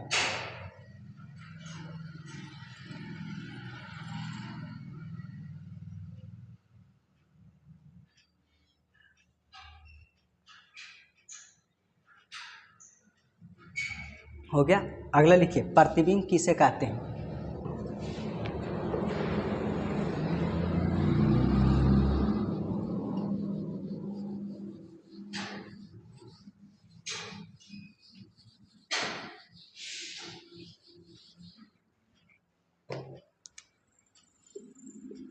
प्रतिबिंब, इसको बोलते हैं इमेज। प्रतिबिंब किसको कहेंगे? ये हो गया, देखिए समझिए थोड़ा सा।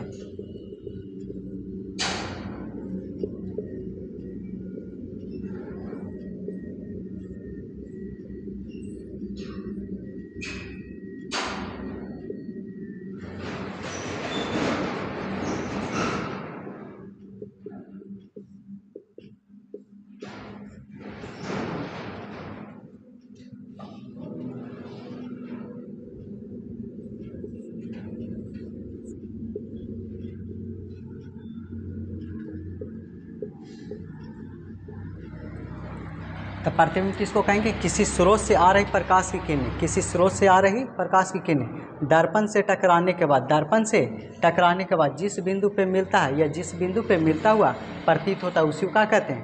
प्रतिबिंब कहते हैं। तो प्रतिबिंब किसे कहते हैं? किसी स्रोत से आ रही प्रकाश की किरणें, किसी स्रोत से आ रही प्रकाश की किरणें दर्पण से टकराने के बाद, क्या चीज? दर्पण से टकराने के बाद जिस बिंदु पे मिलता है या जिस बिंदु पर मिलता हुआ प्रतीत होता है उसे प्रतिबिंब कहते हैं। लिखिएगा, प्रतिबिंब किसे कहते हैं? किसी वास्तु स्रोत से आ रही प्रकाश की किरणें, किसी वास्तु स्रोत से आ रही प्रकाश की किरणें दर्पण से टकराने के बाद, दर्पण से टकराने के बाद जिस बिंदु पर मिलता है, जिस बिंदु पर मिलता है या मिलता हुआ प्रतीत होता है उसे प्रतिबिंब कहते हैं। स्टार बना के लिखिए। प्रतिबिंब दो प्रकार के होता है। प्रतिबिंब दो प्रकार के होता है। पहला लिखिए वास्तविक प्रतिबिंब,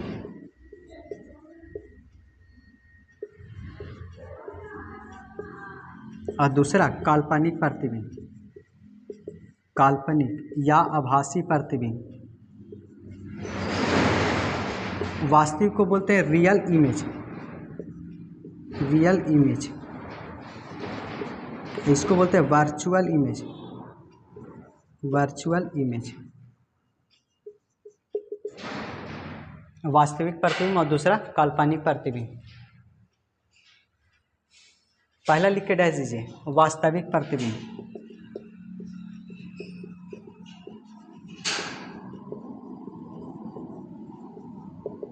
वास्तविक प्रतिबिंब लिखिए, जब प्रकाश की किरण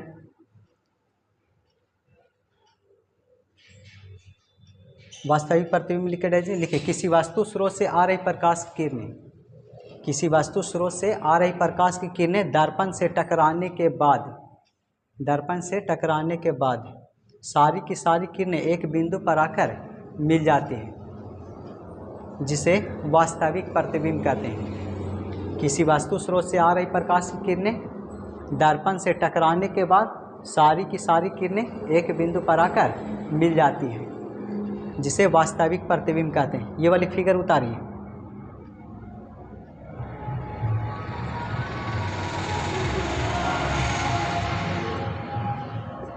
अगला हेडिंग दीजिए काल्पनिक प्रतिबिंब, काल्पनिक प्रतिबिंब। काल्पनिक प्रतिबिंब लिख के डाल दीजिए। किसी वास्तु स्रोत से आ रही प्रकाश की किरणें, किसी वास्तु स्रोत से आ रही प्रकाश की किरणें उत्तल दर्पण से टकराने के बाद, किसी वास्तु स्रोत से आ रही प्रकाश की किरणें, या डायरेक्ट लिख सकता है किसी वास्तु स्रोत से आ रही प्रकाश की किरणें दर्पण से टकराने के बाद, दर्पण से टकराने के बाद सारी की सारी किरणें एक बिंदु पर, सारी की सारी किरणें एक बिंदु पर मिलता हुआ प्रतीत होता है, सारी की सारी किरणें एक बिंदु पर मिलता हुआ प्रतीत होता है, जिसे काल्पनिक प्रतिबिंब कहते हैं, जिसे काल्पनिक प्रतिबिंब कहते हैं। ये फिगर उतारिए।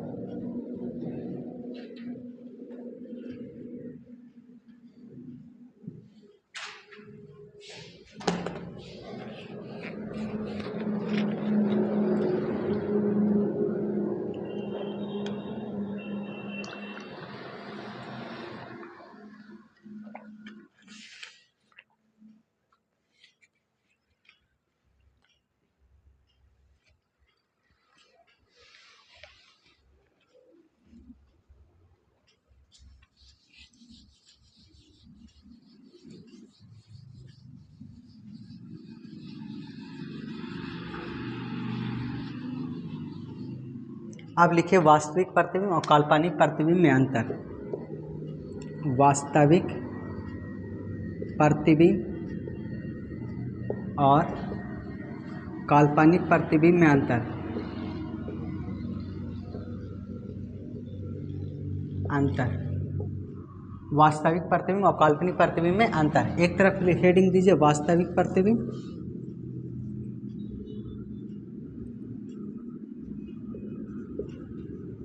और दूसरा तरफ काल्पनिक प्रतिबिंब।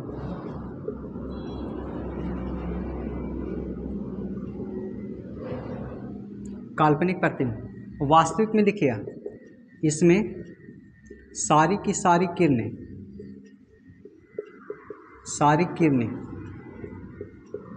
एक बिंदु पर आकर मिलता है, एक बिंदु पर आकर मिलता है। और इसमें क्या होता है, एक बिंदु पर मिलता हुआ प्रतीत होता है। इसमें सारी की सारी किरणें एक बिंदु पर मिलता हुआ प्रतीत होता है, मिलता हुआ प्रतीत होता है। एक बिंदु पर मिलता हुआ प्रतीत होता है। इसमें क्या होता है कि वस्तु उल्टा दिखाई देता है, इसमें वस्तु उल्टा दिखाई देता है।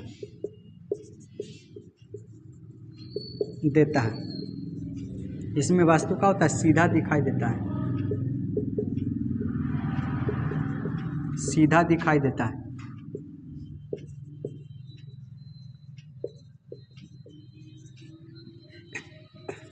इसमें लिखे, इसमें वस्तु बड़ा दिखाई देता है,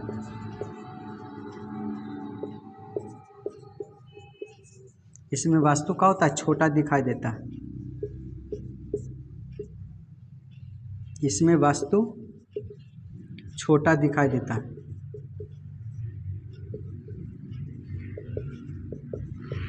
इसमें वस्तु छोटा दिखाई देता है। ये वास्तविक कटान से मिलकर बना होता है।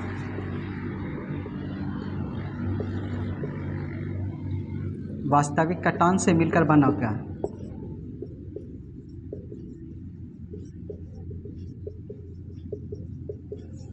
ये क्या होता है, काल्पनिक कटान से मिलकर बना होता है।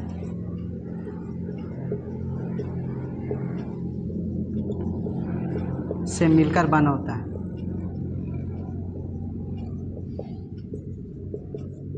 काल्पनिक कटान से मिलकर बना होता है।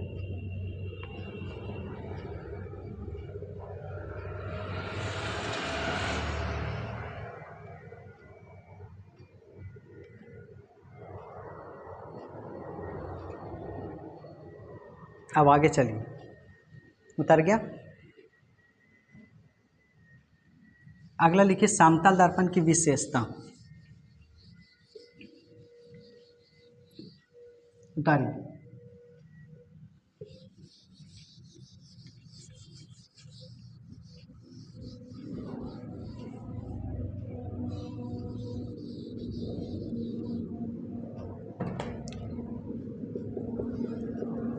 समतल दर्पण की विशेषता।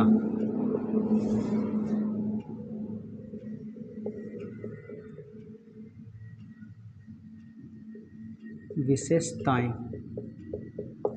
समतल दर्पण की विशेषता का है, ठीक ना। पहले लिखिएगा, इसमें समान आकार का प्रतिबिंब बनता है, इसमें समान आकार का प्रतिबिंब बनता है।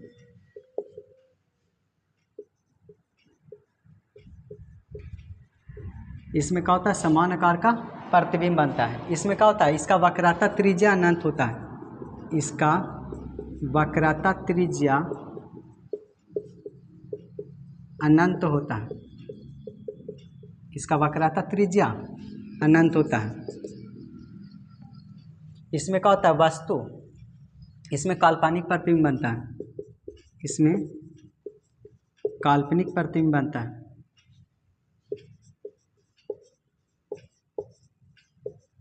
इसमें काल्पनिक प्रतिबिंब बनेगा।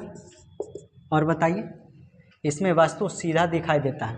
काल्पनिक रहेगा तो सीधा दिखाई देता है, इसमें वस्तु सीधा दिखाई देता है।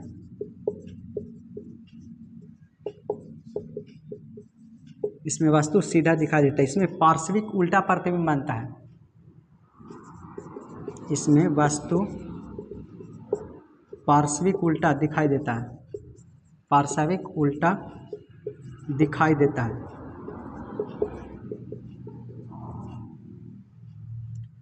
इसमें क्या होता है कि दर्पण के जितना सामने रहेंगे उतना ही प्रतिबिंब पीछे बनता है। इसमें दर्पण के सामने इसमें दर्पण के सामने जितना वस्तु रहता है उतना ही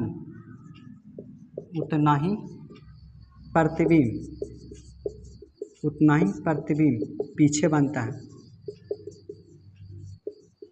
मतलब समतल दर्पण के जितना सामने रहेंगे, जितना दूरी पे, उतना ही दूरी पे उसका पीछे प्रतिबिंब बनता है।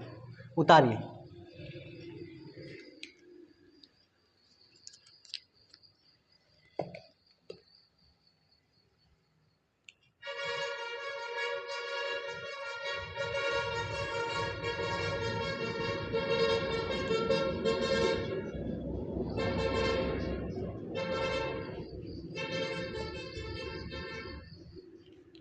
हो गया। एक लिखे पार्श्व परिवर्तन क्या होता है? पार्श्व परिवर्तन किसको कहेंगे? वैसा प्रतिबिंब जिसमें दायां भाग बायां दिखे और बायां भाग दायां दिखे, उसे पार्श्व परिवर्तन कहते हैं। वैसा प्रतिबिंब जिसमें दायां भाग बायां दिखे और बायां भाग दायां दिखे, उसे पार्श्व परिवर्तन कहते हैं। लिखिए, वैसा प्रतिबिंब जिसमें दायां भाग बायां दिखे और बायां भाग दायां दिखे, उसे पार्श्व परिवर्तन कहते हैं। हो गया। अगला लिखिए।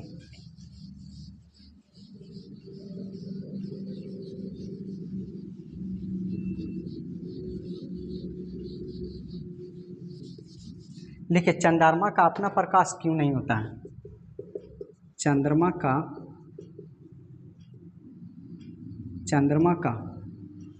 अपना प्रकाश क्यों नहीं होता है? अपना प्रकाश क्यों नहीं होता है? चंद्रमा का अपना प्रकाश क्यों नहीं होता? लिखिए आंसर में। लिखिए, चंद्रमा एक अदीप्त वस्तु है। चंद्रमा एक अदीप्त वस्तु है, वह प्रकाश स्वयं उत्सर्जन नहीं कर सकता है। चंद्रमा का एक अदीप्त वस्तु है, ठीक है, जो प्रकाश स्वयं उत्सर्जन नहीं कर सकता है, बल्कि उस पर पड़ने वाले सूर्य के प्रकाश को परावर्तित कर देता है, जिसके कारण चंद्रमा का अपना प्रकाश नहीं होता है। देखिए, चंद्रमा का अपना प्रकाश क्यों नहीं होता? आंसर में लिखिए, चंद्रमा एक अदीप्त वस्तु है, इसका खुद का प्रकाश नहीं होता है। चंद्रमा एक अदीप्त वस्तु है, इसका अपना प्रकाश नहीं होता है, बल्कि सूर्य के प्रकाश की किरणें को परावर्तित कर देता है। बल्कि पड़ने वाला सूर्य के प्रकाश की किरण को क्या कर देगा? परावर्तित कर देता है, इसलिए इसका अपना प्रतिबिंब नहीं होता। अगला लिखिए क्वेश्चन। अवतल दर्पण, उत्तल दर्पण तथा समतल दर्पण को बिना छुए कैसे पहचानिए? अवतल दर्पण, उत्तल दर्पण और समतल दर्पण को बिना छुए कैसे पहचानेंगे? क्या करेंगे? तीनों दर्पण को, ठीक है, क्या करेंगे? तीनों दर्पण को एक क्या करेंगे? एक निश्चित जगह पे रख देंगे। सबसे पहले क्या करेंगे? अवतल दर्पण, उत्तल दर्पण, समतल दर्पण को बिना छुए कैसे पहचानेंगे? लिखिए, सबसे पहले तीनों दर्पण को एक अस्थायी जगह पे रख देंगे। सबसे पहले आंसर में लिखिए, सबसे पहले तीनों दर्पण को एक अस्थायी जगह पे रख देंगे और उसके पास अपना अंगुली लेके जाएंगे। अगर जिसका प्रतिबिंब बड़ा दिखाई दे अवतल दर्पण, जिसका प्रतिबिंब छोटा दिखाई दे उत्तल दर्पण, और जिसका प्रतिबिंब समान आकार के दिखाई दे, ठीक है, उसे क्या कहते हैं? समतल दर्पण कहते हैं। सबसे पहले तीनों दर्पण को एक अस्थायी जगह पे ले जाकर रख देंगे, उसके बाद अपना हाथ की अंगुली लेके जाएंगे। जिसका प्रतिबिंब बड़ा दिखाई दे अवतल दर्पण, जिसका प्रतिबिंब छोटा दिखाई दे वो उत्तल दर्पण, और जिसका प्रतिबिंब समान आकार के दिखाई दे उसे समतल दर्पण कहते हैं। अगला लिखिए, आवर्धन किसे कहते हैं?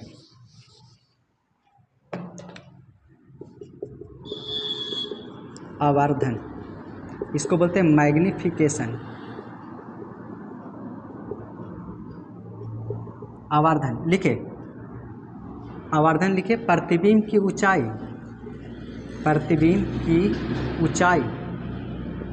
प्रतिबिंब की ऊंचाई तथा वस्तु के ऊंचाई के अनुपात मतलब बटा को आवर्धन कहते हैं। आवर्धन बराबर लिखे प्रतिबिंब की ऊंचाई तथा वस्तु के ऊंचाई के अनुपात को आवर्धन कहते हैं। ये फिगर उतारिए। अब आवर्धन को किससे डिनोट करते हैं? एम से। प्रतिबिंब की ऊंचाई को भी से, प्रतिबिंब की ऊंचाई को भी से और वस्तु की ऊंचाई को यू से, प्रतिबिंब की ऊंचाई को भी से और वस्तु की ऊंचाई को यू से। एम बराबर एक फार्मूला होता है भी बटा यू। दर्पण रहेगा था माइनस में, दर्पण के लिए माइनस में, और लेंस के लिए एम बराबर भी बटा यू। ये हो गया लेंस के लिए। लेंस में क्या हो जाता है? प्लस में। लेंस में प्लस में और ऐसे माइनस में। एक और फार्मूला होता है एम बराबर भी बटा यू बराबर का चीज होता है एच डैश बटा एच। एच डैश मतलब ये प्रतिबिंब की ऊंचाई और ये वस्तु की ऊंचाई। एक होता है दर्पण सूत्र, इसको बोलते हैं मिरर फार्मूला।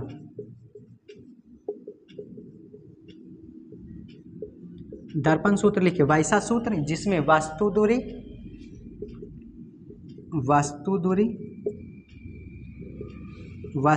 प्रतिबिंब दूरी और फोकस दूरी से संबंधित हो। फोकस दूरी से संबंधित हो उसे वस्तु दूरी कहते हैं। वस्तु दूरी को यू से, प्रतिबिंब दूरी को भी से और फोकस दूरी को एफ से सूचित करते हैं। लिखिए दर्पण सूत्र बराबर 1/v प्लस 1/u बराबर 1/f। लिख लिया ना। दर्पण सूत्र किसे कहते हैं? वैसा सूत्र जिसमें वस्तु दूरी प्रतिबिंब दूरी और फोकस दूरी से संबंधित हो उसे दर्पण सूत्र कहते हैं। ये फॉर्मूला उतारी दर्पण सूत्र का।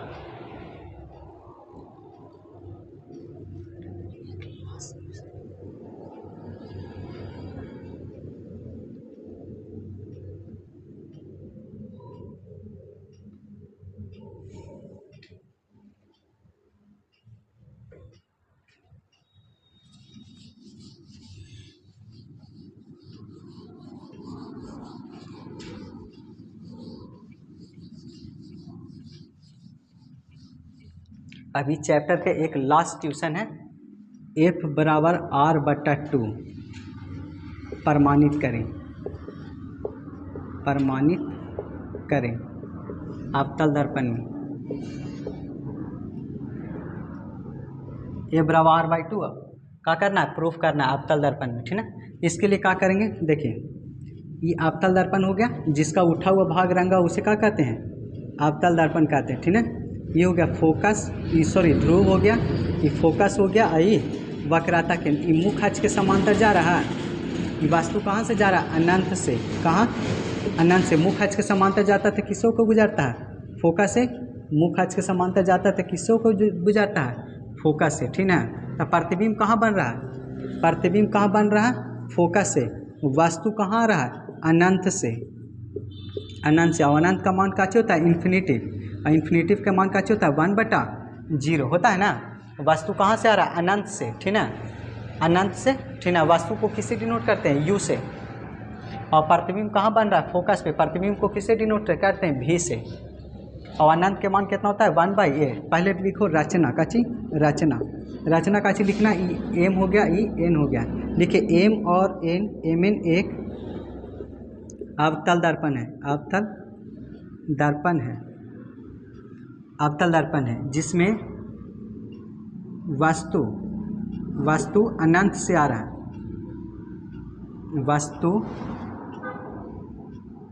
जिसमें वस्तु अनंत से आ रहा है, जिसका प्रतिबिंब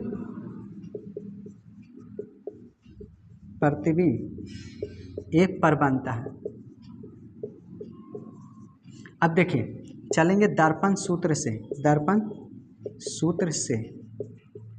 दर्पण सूत्र का होता है 1/v प्लस 1/u बराबर 1/f। यहाँ तक कोई दिक्कत? अब देखिए भी प्रतिबिंब कहाँ बन रहा है? प्रतिबिंब कहाँ बन रहा है? एफ पर। तो एफ लिख देंगे। वस्तु कहाँ बन रहा है?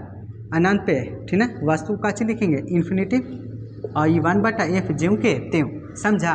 देखिए v के जगह का चीज़ लिख सकते हैं f लिखेंगे और u के जगह का चीज़ लिखेंगे इन्फिनिटी और ज्यों के त्यों। अब ध्यान दीजिए 1/f तो ऐसा ही और 1/इन्फिनिटी के मान 1/, देखिए 1/f तो ऐसी 1 ऐसा ही, इन्फिनिटी के मान 1/0 और ज्यों के त्यों 1/। अच्छा f के जगह का चीज़ लिख सकते हैं, f के जगह r/2 लिख सकते हैं, f के जगह r/2। अब ध्यान दो 1/f तो ऐसा ही प्लस ऊपर वाला ज्यों के त्यों रहता है, नीचे वाला क्या होता है पलट जाता है, 0 ऊपर 1 नीचे, और नीचे वाला ऊपर वाला ज्यों के त्यों और नीचे वाला पलट जाता है 2 ऊपर और r नीचे। 1/f ऐसा ही, 0 से गुना होगा तो 0, इधर का चीज़ 2/r। अब समझिए 1/f तो ऐसा ही, यानी पूरा 0 हो गया तो खत्म, उन्हें कौन बच गया 2/r, ये का हो जाएगा r, यानी कितना हो जाएगा 2f। अब f के रोक दो, f के रोक गुना में यहाँ के भागा में, ये हो गया प्रूफ। लीजिए ये 5 नंबर के आता है, 2 से 3 बार आप रिवीजन करिए, चैप्टर का हो गया पूरा तरह से कंप्लीट हो गया बाबू, ठीक ना। अब वीडियो अच्छा लगता हो तो दोस्तों के पास भी भेजा करिए, समझें।